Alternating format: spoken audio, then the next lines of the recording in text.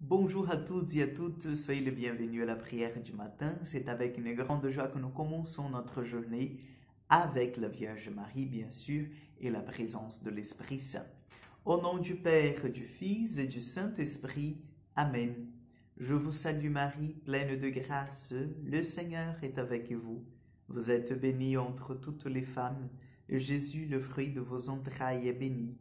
Sainte Marie, Mère de Dieu, priez pour nous, pauvres pécheurs, maintenant et à l'heure de notre mort. Amen. Notre-Dame du Mont Carmel, priez pour nous.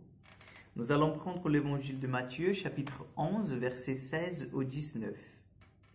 En ce temps-là, Jésus déclarait aux foules, « À qui vais-je comparer cette génération ? Elle ressemble à de gamins assis sur les places qui en interpellent d'autres en disant, « Nous avons joué de la flûte et vous n'avez pas dansé. Nous avons chanté de lamentation et vous vous êtes frappé la poitrine. » Jean est venu, en effet, il ne mange pas, ne boit pas, et l'on dit, c'est un possédé. Le Fils de l'homme est venu, il mange, il boit, et l'on dit, voilà un glouton et un ivrogne, un ami de publicains et de pécheurs. Mais la sagesse de Dieu a été reconnue juste à travers ce qu'elle fait. Acclamons la parole de Dieu. Chers frères et sœurs, Jésus vient aujourd'hui nous mettre en garde. En garde de toutes nos excuses. Malheureusement, nous sommes des experts en donner des excuses pour dire « Oui, Seigneur, tu es passé, mais... » Voilà.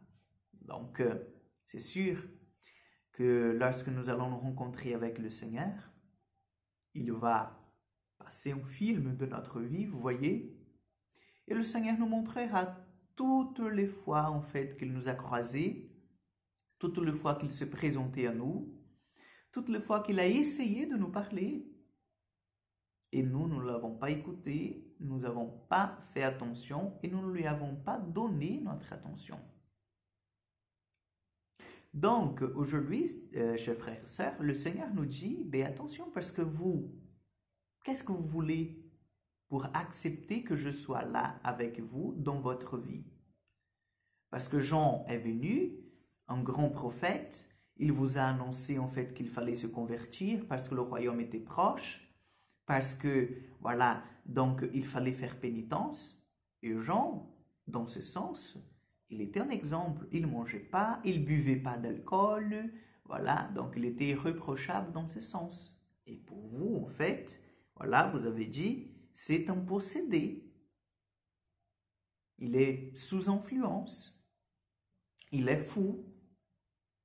Alors le Fils de l'homme vient, il mange avec tous, il est présent au milieu de tous, y compris les pécheurs, et vous dites, c'est un ivrogne. C'est un glouton, vous voyez, il ne fait que manger, que boire. Alors qu'est-ce que vous voulez? Donc Jésus il retourne cette question parce que en fait, il voit que le problème n'est pas en fait comment les messagers de cette bonne nouvelle se présentent, mais c'est plutôt en fait comment les récepteurs de cette bonne nouvelle veulent l'entendre. Ou en mieux disant, ne veulent pas l'entendre. Parce que c'est ça la question. Donc aujourd'hui, chers amis, nous sommes invités, nous aussi, à nous poser cette question. Est-ce que je reçois le Christ tous les jours de ma vie? Est-ce que je suis attentif à sa présence, à sa parole? Est-ce que je suis attentif aux frères et sœurs qui s'approchent de moi et qui sont le visage du Christ? Peut-être le visage du Christ en fait souffrant, peut-être le visage du Christ qui est dans une désolation complète sur la croix, peut-être le visage du Christ joyeux, peut-être le visage du Christ maître qui vient nous apprendre des choses, peut-être le visage du Christ frère, père, mère. Vous voyez? Donc nous sommes invités, nous aussi, en fait, à nous poser cette question parce que sinon on est vraiment dans nos idées où, oui, le jour que le Christ viendra, en fait, il sera dans des vêtements dorés, il y aura beaucoup de fumée, il y aura de musique, de chants grégoriens, etc. Et non, Il est déjà parmi nous, il est présent parmi nous, il est dans notre cœur.